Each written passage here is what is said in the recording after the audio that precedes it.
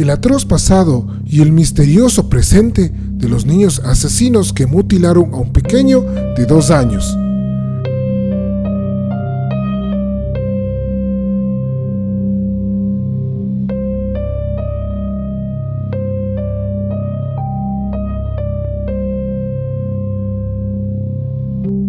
El homicidio de James Bulger golpeó al Reino Unido.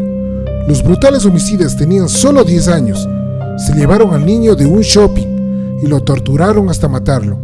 Se los juzgó como adultos y fueron condenados a prisión el 24 de noviembre de 1993. Salieron en libertad a los 18 años. Uno de ellos cayó nuevamente preso por pedofilia. El otro convirtió su vida en un enigma. Denise tenía que pasar por la carnicería.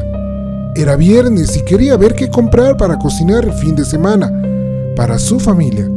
Soltó por unos momentos la mano de su hijo James, de 2 años, que estaba parado junto a ella, y se concentró en el vendedor que la atendía del otro lado del mostrador.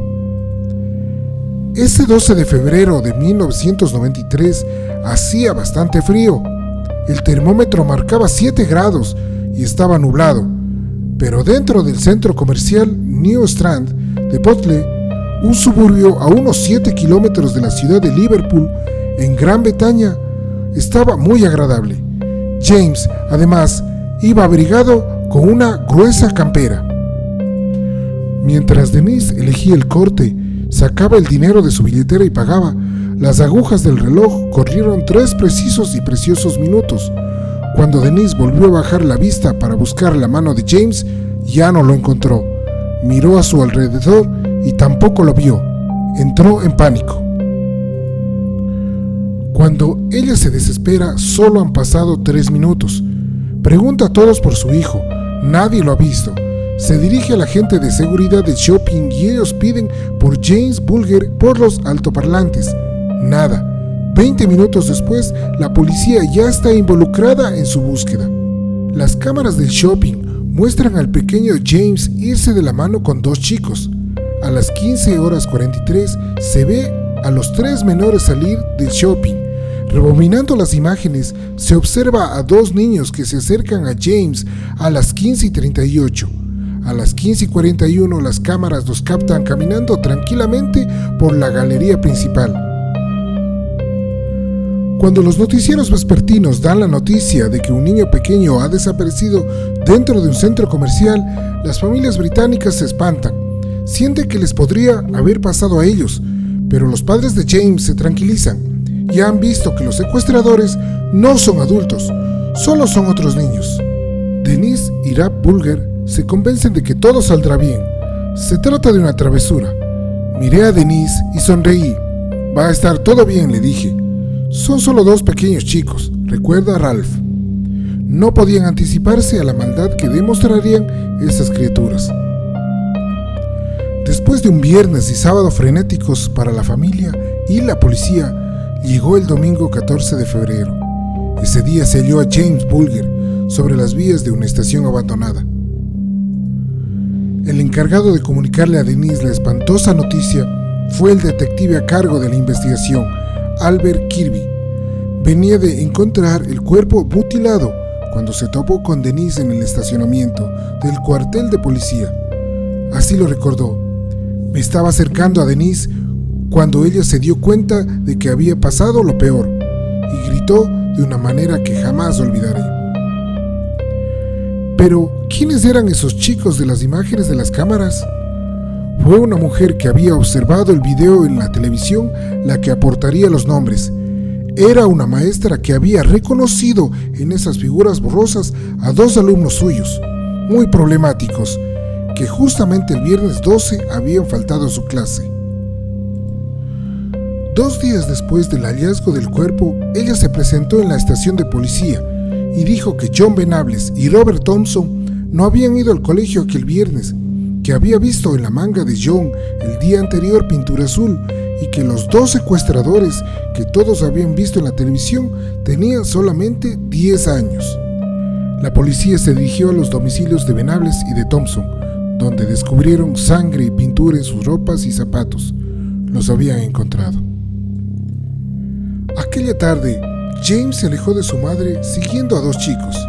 Entretenido lo siguió hasta fuera del shopping. Al principio lo llevaban de la mano, pero poco tiempo después comenzaron las torturas. Le esperaba un itinerario de 4 kilómetros de terror a través de Liverpool. En su camino lloró, pidió por su madre, recibió patadas y golpes, iba agotado. Esos chicos lo llevaban a la rastra. Cuando pasaron por el canal Leeds a Liverpool, a unas 4 cuadras del shopping, lo empujaron con fuerza tirándolo de la cabeza sobre el pavimento. James se lastimó la cara y un enorme hematoma le salió en la frente.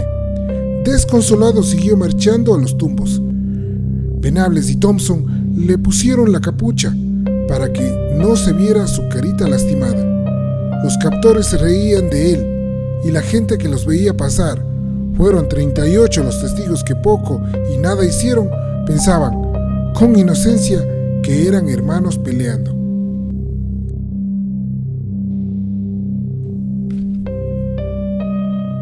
Venables y Thompson siguieron su camino y se introdujeron con James en un par de negocios. Robaron pintura azul para maquetas, un muñeco troll y unas baterías. En un local de mascotas, el dueño, que ya conocía a los vándalos, los echó. Venables antes le dijo que James era el hermano menor de Thompson. Mentiras y más mentiras para seguir martirizando a James a su gusto. Cuando llegaron al terraplén de una estación de tren semi-abandonada, pasó lo peor. Lo golpearon con violencia, con ladrillos y piedras. Le arrojaron la pintura azul a los ojos. Le patearon la cara. El zapato de Thompson quedó estampado en su mejilla. Luego saltaron sobre su cuerpo, fracturando sus manos y costillas. Le introdujeron pilas en la boca y le tiraron encima de la cabeza una barra de hierro de 10 kilos que le provocó 10 fracturas más. Luego, para terminar, colocaron a James atravesado sobre las vías y le taparon la cara con escombros. El tren pasó y cortó el cuerpo por la mitad. El patólogo forense Alan Williams determinó que James tenía 42 heridas. Eran tantas que dijo no poder determinar cuál de todas ellas le había quitado primero la vida. Además, creyó ver connotaciones sexuales en el caso, ya que el cuerpo había aparecido sin pantalones, sin calzoncillos, sin medias y sin zapatos, y, según afirmó, con el prepucio manipulado y retraído. James Bulger había sido secuestrado, torturado y asesinado por 2 chicos de solo 10 años. En Gran Bretaña no se hablaba de otra cosa. De los videos recuperados se deduce que la dupla mortal había estado un buen rato tratando de atrapar a alguna víctima, antes de elegir a James. Al ser detenidos, el primero en confesar fue John Venables. Yo lo maté. ¿Qué le dirán a su mamá? ¿Le pueden decir que lo siento? Se mostraba inquieto y gritaba histéricamente que quería quitarse la ropa porque olía al bebé muerto. Robert Thompson, en cambio, fue frío. Negó todo con vehemencia, pero se delató dando detalles de lo que llevaba puesto James Bulger esa tarde.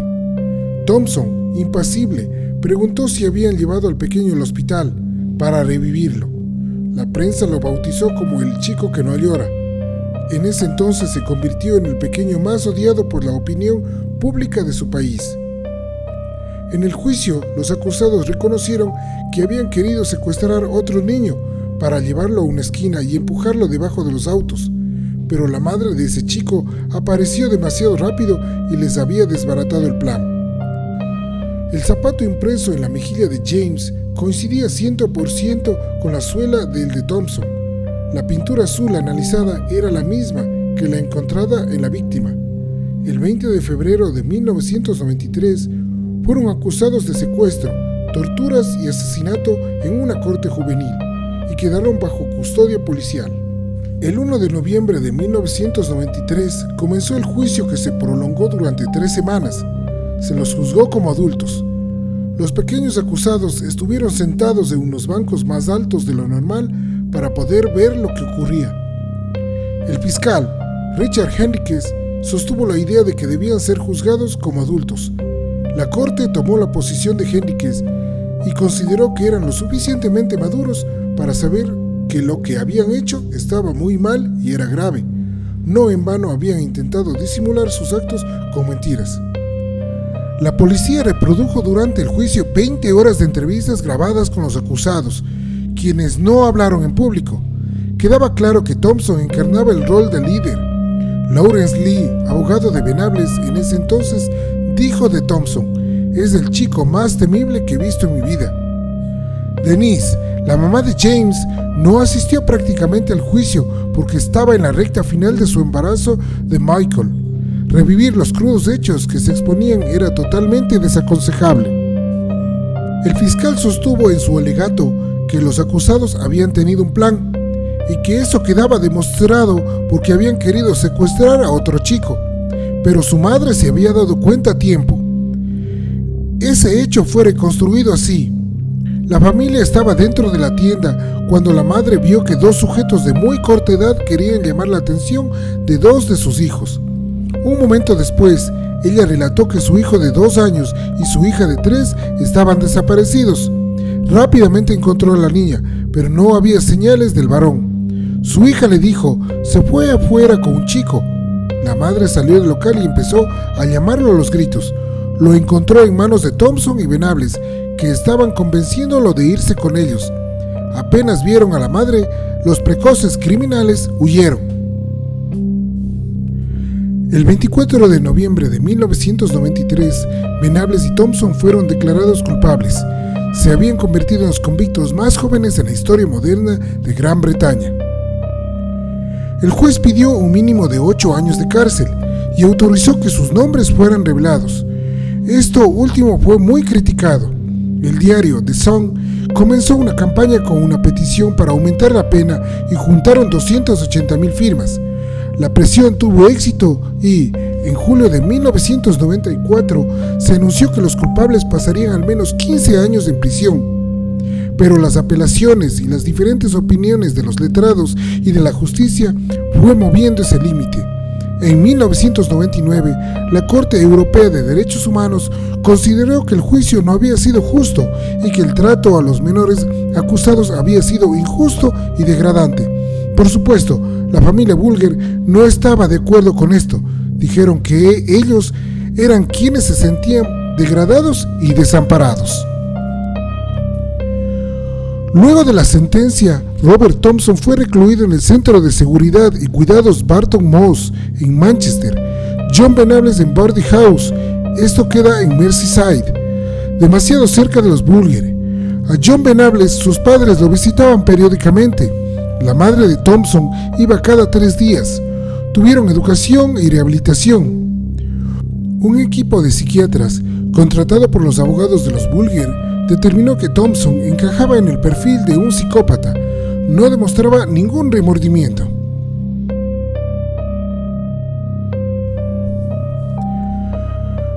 Finalmente, en junio de 2001, poco antes de cumplir los 19 años, fueron liberados y se les proporcionó nuevas identidades.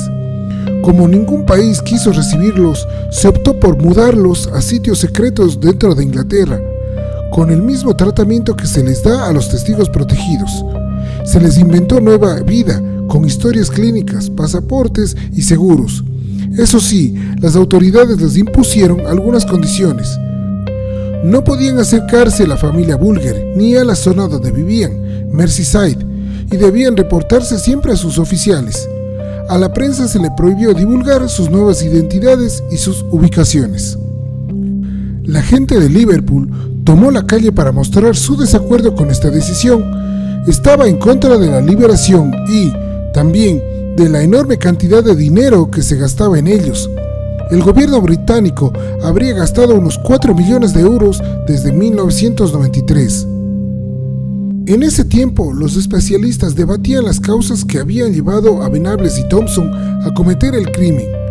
Culpaban alternativamente al pasado, a las familias de los acusados, a las malas compañías, a las películas violentas de moda, pero para otros eso no era suficiente explicación. No toda familia disfuncional o violenta produce asesinos, ni todo adicto a películas violentas resulta ser un torturador. ¿Era una sola causa o había causas concurrentes? ¿Podían los filmes ser instigadores? El crimen ¿Era el resultado de mentes patológicas y perturbadas o de niños que crecieron en ambientes hostiles? Las respuestas eran más bien conjeturas. Durante la investigación se comprobó que la película Child's Play 3 era uno de los videos que el padre de John Venables, Neil, había alquilado meses antes del asesinato, pero no se pudo constatar si John la había visto. Aún así, las similitudes con algunos elementos del crimen abonaron la teoría de que los chicos habían copiado a Chucky. Ese muñeco siniestro poseído por el alma de un asesino serial es salpicado en una escena por pintura azul. En el interrogatorio, los niños asesinos habían dicho que el filme los había inspirado. Denise, la madre de James Bulger, la segunda más joven entre 3 hermanos, había dejado el colegio a los 16 años. Se había criado pensando que la maternidad era el rol más importante de la vida. Se enamoró de Ralph Bulger y se fueron a vivir juntos. El primer embarazo terminó mal porque el corazón de la bebé no latía. Desolados, buscaron un nuevo embarazo. 2 años después, el 16 de marzo de 1990, nació James Patrick Bulger, un precioso y sonriente bebé de ojos azules. Pero la muerte lo rondaba y James no llegaría a cumplir los 3 años. Poco tiempo después del juicio por el crimen de James, nacería el tercer hijo de la pareja, Michael Bulger. Pero la relación estaba deteriorada, el horror era demasiado peso, y en 1995 se divorciaron. Al tiempo, Denise se casó con un hombre que logró darle un poco de paz, Stuart Fergus, 7 años menor que ella. Este electricista que la ama con devoción hizo que recuperara las ganas de vivir. Con él siguió apostando a la existencia y tuvo 2 varones más, Leon y Thomas Fergus. Hoy, Michael Bulger y Thomas Fergus son paisajistas, y Leon Fergus quiere ser diseñador de juegos de computadora. Por su parte, Ralph Bulger también rehizo su vida y tuvo 3 hijas, pero rehacer sus vidas no significó jamás bajar los brazos en busca de justicia por James. En eso siguen juntos. Ralph Bulger escribió en 2013 su libro My James. Allí reconoció haber culpado a Denise por haberlo descuidado esa tarde y aclaró que luego se sintió avergonzado por haberlo hecho. Denise Fergus publicó en enero de 2018 su propio libro, Lo dejo ir. En estas páginas tremendas recuerda los ataques de pánico que le impedían respirar cuando pensaba en los instantes finales de su hijo. También plasmó allí otro pensamiento que le perseguía. Ella, que siempre había sido una madre cuidadosa y lo llevaba en cochecito, ese día no lo había hecho y le había soltado la mano para pagarle al carnicero. No podía perdonarse. Cuando uno pierde un hijo, pasa por distintas etapas. Te culpas a vos misma, culpas a otros, pero al final del camino solo hay 2 personas para culpar, y esas son las 2 que se lo llevaron. Me llevó mucho tiempo darme cuenta. No era yo quien había matado a James, escribió. Hubo un tiempo en que Denise quiso morir. No podía ver sus juguetes, su ropa, su cama. No podía soportarlo. Así que terminé mudándome con mi mamá. No podía comer, no podía respirar, no podía dormir. La vida era imposible. Pero cuando tuvo a Michael, tuvo que reaccionar. Me di cuenta de que tenía que alimentarlo, cambiarlo. Esa pequeña persona que tenía en mis brazos de nuevo era mía. Tenía una mezcla de sensaciones encontradas. Estaba tan contenta de tenerlo, pero aún lloraba por James. Pensé que tenía que dejar de pensar en qué había pasado para pensar en qué estaba pasando. Ahí me convertí en madre de nuevo. A partir de allí, Denise actuó con convicción. No quería envenenar a sus nuevos hijos con esa rabia y tristeza. Tendría que seguir adelante. John Venables nació el 11 de agosto de 1982 en el seno de una familia compleja. Padres divorciados, Neil y Susan, maltratos en la casa y hermanos con discapacidades. Los celos por la poca atención que recibía harían estragos. En 1991 fue expulsado del colegio por sus conductas violentas contra sus compañeros. John pasaba jueves y domingos con su madre y el resto de la semana con su padre.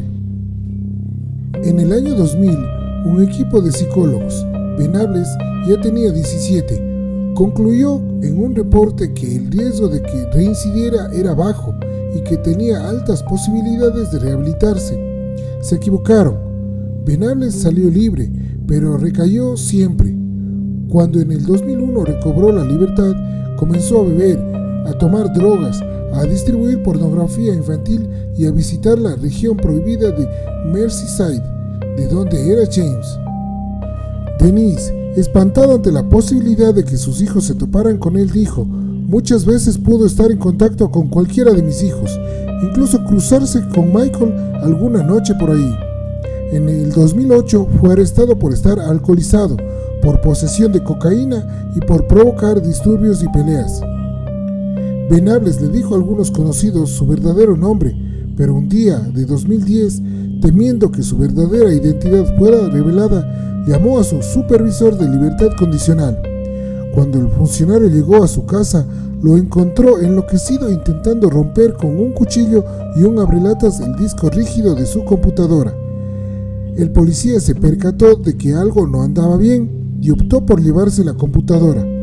En el ordenador de Venables encontraron un total de 1.170 fotos de pornografía infantil con menores entre 2 y 7 años violados por adultos. Volvió a la cárcel y en mayo del 2011 se le otorgó otra vez el beneficio del cambio de identidad porque su foto había sido expuesta en las redes como pedófilo. Los Bulger creyeron que la justicia les estaba tomando el pelo. Pidieron que no lo excarcelaran más, pero no lo lograron, y Venables volvió a las calles. Denise y Ralph tenían razón. En noviembre de 2017 volvió a ser detenido por posesión de pornografía y él admitió los cargos. Fue condenado a 40 meses de prisión. Hoy, Venables nuevamente está en condiciones de pedir la excarcelación. Por su parte, Robert Thompson, nacido el 23 de agosto de 1982, se mostró durante el juicio como un pequeño imperturbable. En el colegio tenía fama de matón y mentiroso compulsivo. A los 8 años pasaba gran parte de su tiempo en la calle con delincuentes. Era el quinto hijo de 7 hermanos. Su padre golpeador dejó a su madre, Ann, una alcohólica, cuando él tenía 5 años. Una semana después, la casa fue devorada por las llamas. Ann intentó suicidarse.